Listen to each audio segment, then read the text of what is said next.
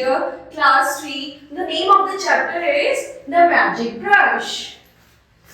Once upon a time, there was a poor orphan boy named Dilu who lived in a small village in Rihandan Hills. He had no relatives and friends, nobody would care about him, but he was satisfied with his living style. एक village में एक बहुत ही गरीब बच्चा रहता था जिसके mummy papa नहीं थे, जो अपनी सारी लिविंग खुद निकालता था, उसके अलावा उसके कोई रिश्तेदार भी नहीं थे, तो जो वो सब कुछ वो खुद से कमाना खुद से खाता था। कोई इसकी परवाह नहीं करता था कि वो कहाँ है कहाँ नहीं है, कुछ नहीं, लेकिन वो अपनी इस लिविंग से सेटिस्फाइड था। He had no complaints to God for his misfortune. He earned his living working as a laborer on the farm.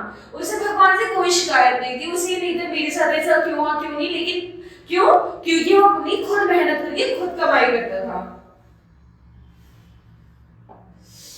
In his spare time, he would sit under the shade of a huge banyan tree. There he would draw pictures of the mountains, rivers, twigs, peoples, and look very light. जब अपना काम कर लेता था, उसके बाद जब अपना खाली समय था, उसमें वो एक ट्री के नीचे बैठकर एक पेंटिंग करता था जिसमें वो पशु पक्षी इंसान सबकी ड्राइंग्स बनाता था। Dilu did not have any money to buy the paintbrush, so he used the twigs of banana trees. His art was matchless. तो क्या होता था, जो टेबल था उसमें पैसे तो थे नहीं, अब ब्रशेस खरीदते तो क्या करता था, बनाना ट्रीज के ही सारे वो ब्रशेस यूज करता था और उसी से बनाता, और उसकी आर्ट बहुत ही ज्यादा सुंदर बनती थी। People who saw his painting were filled with wonder and appreciation. Soon his fame as a painter grew and far and wide. जिस तरीके से वो पेंटिंग बनाता था, जब लोग उसकी पेंटिंग देखते थे तो वो बहुत खुश होते थे कि तरह बहुत ही सुंदर पेंटिंग बनाता है, और ऐसे धीरे धीरे टाइम के साथ उसकी जो पहुंच है वो बहुत आगे तक बढ़ गई। One day while working at a farm, he felt very tired, and though it was only afternoon, fell asleep. After some time, he started dreaming. In his dream, he saw a fairy named Fiona. A Fiona was looking very beautiful, who was comforted by Dilu's innocent face. Captivated. तो अब इसमें हमने क्या देखा कि जब बिल्लू एक बार बहुत सारी ड्राइंग्स बना के थक जाता है, वो वहीं पे सो जाता है, उसके सामने बहुत ही सुंदर सी फेरी आती है जो कि बहुत ज्यादा उससे इम्प्रेस हो जाती है कि बहुत ही ज्यादा सुंदर बनाई है आपने तो पेंटिंग, तो इसकी जो इनोसेंस होती है उससे उसका दिल जीत जाता है। Now, Fiona said, Dilu, people appreciate your painting talent and so do I. Wish to give you a paintbrush. This is a magical brush by which you can do anything you want. Saying this, the fairy put a brush next to the boy and disappeared.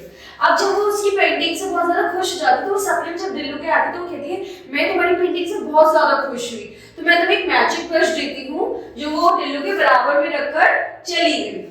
When Dilu got up and from his sleep, he found a golden brush lying next to him. To taste the magic of the brush, Dilu painted a plate and filled it with the rice, chapatis, dal, dhokla, and fruits. Everything he wanted to eat. To his surprise, the plate and the food turned into reality as if by the magic. Dilu was delighted and ate the food with a great relief. तो अब क्या होता है, जब फेरी उसको एक brush देके जाती है तो दिल्लू के जैसे उधर से एक गोल्डन ब्रश दिखता है, वो सोचता है कहीं वो सपना तो नहीं देखता, ये सपना इसलिए तो नहीं था, ये ब्रश क्या कर रहा है, तो उसको टेस्ट करने के लिए ड्राइंग बनाता है जिसमें सारी चीजें जो उसकी इच्छा थी खाने की वो सब कुछ बनाता है, चाहे वो चपाती हो, राइस हो, प्लेट में वो सब चीजें बनाता है, ये सारी चीजें जो उसे खाने थी, और वो सब रियलिटी में आ जाता है, वो सब भरपेट खाना खाता है। He then painted a set of new clothes. Also these two became ill. Dilu took his old torn clothes and wore his new clothes. अब वो नई चीजें बनाना शुरू, कपड़े बनाते हैं, नए कपड़े पहनते हैं। The next day Dilu went to the village and gathered all the poor people with his golden brush. He painted food, hot steamed rice, curry, all the kind of fruits which he fed them. The people blessed him and wished him happiness. अब वो सिर्फ अपने लिए नहीं करता इसमें, जब उसे पता चलती है कि मेरे पास एक मैजिक ब्रश है जिससे मैं भरपेट खाना खा सकता हूँ, नए कपड़े पहन सकता हूँ, तो वो क्या करता है, वो सारे जितने भी गरीब लोग थे वहां पे जाता है, उनके लिए कपड़े बनाता है, खाना बनाता है और उन्हें भरपेट खाना खिलाता है। इससे जो लोग हैं उसे भर भर के ब्लेसिंग देते हैं कि आप हमेशा खुश रहे। Once the princess of the royal family fell ill with a serious disease. The royal Henry told the king the princess' disease can be cured by giving her a banana of red color only. The king ordered his men to bring the same banana for his daughter. The men went to search of the red banana, but after a week they returned back to the place without any result. Everybody was sad and dejected by the kingdom. अब एक बार क्या होता है, एक princess की जो बेटी होती है वो बहुत बीमार हो जाती है और उसको डॉक्टर ने कहा अगर तुम सिर्फ ब्रेड बनाना खाओगे, सिर्फ एक ब्रेड बनाने से ही तुम ठीक हो सकते हो। तो प्रिंसेस सबको वो हुक्म दिया कि जाओ रेड बनाना ढूंढ कर, go and search for the red banana, I will please you. सब लोग जाते हैं और वहां पे कुछ नहीं मिलता, किसी को रेड बनाना, सब बड़े हताश से किंगडम में वापस आते हैं। In the meantime, Dillu came to the royal court and requested to meet the king. He told the guard that he had the medicine of the king's daughter. The guard passed that message to the king. The king immediately ordered his men to bring the Dillu for him. तो जो डिल्लू है वो king के पास कहता है, जाकर कहता है वहां के सेनापति से कि मेरे पास क्योर है कि जो मैं राजा को दे, जाओ राजा को मैसेज दो, मैं बताऊंगा। तो वो जाता तो राजा से बुलाता है और राजा बोलता है, The king said, If you wake up my daughter up, I will give you anything you desire. Dillu took out his magic brush and drew a red banana on the canvas. The red banana on the canvas became real. Everybody present was stunned by the boy's magic.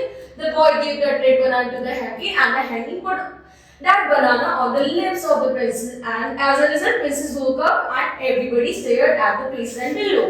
अब क्या होता है, जो डिल्लू होता है अपने उसी magic brush से बनाना बनाता, रेड बनाना, जिससे जो वो होता है सिंपल तो कहता है अगर तुम्हारी दी हुई मेडिसिन से मेरी बेटी उड़ जाती, जो तुम मांगोगे मैं दूंगी। और ऐसे ही होता है, रेड कलर का वो बनाना बनाता है, उसकी बेटी को सुंघाता है और उसी के साथ से उसकी बेटी उड़ जाती है।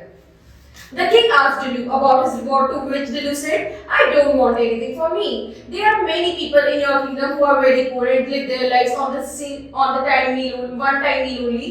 So provide them with suitable jobs in your places. I will be very grateful to you. तो वो कहता है कि बताओ तुम्हें क्या चाहिए इसके बदले। तो डिल्लू कहता है नहीं मुझे कुछ नहीं चाहिए, बस जो भी गरीब लोग हैं इनको भरपेट खाना, जिनको सिर्फ एक टाइम का खाना मिल रहा है, इनको आप भरपेट खाना दे दीजिए, इनको जो चाहिए इनको दे दीजिए, इनको जॉब्स दीजिए, मैं उसी में खुश हो जाऊंगा। The king was flattered the boy's wish. The king offered him a good position in his kingdom and fulfilled his wish also. Everybody praised Dillu in his kingdom and his behavior. तो इसमें फिर king ने किया कि उसकी wish fulfil की, उसे बहुत अच्छी जॉब भी दी, उसे अच्छी किंगडम में अच्छी पोस्ट पे जॉब दी। और इसी तरीके से डिल्लू हमेशा खुश रहने लगा, उसे घर पे खाना मिला, उसे सब मिला, जो आसपास की प्रजा थी उनको भी अच्छा खाना मिला, अच्छी जॉब मिली। तो इससे हमने क्या सीखा, हमें हमेशा दूसरों का भला करना चाहिए। Thank you.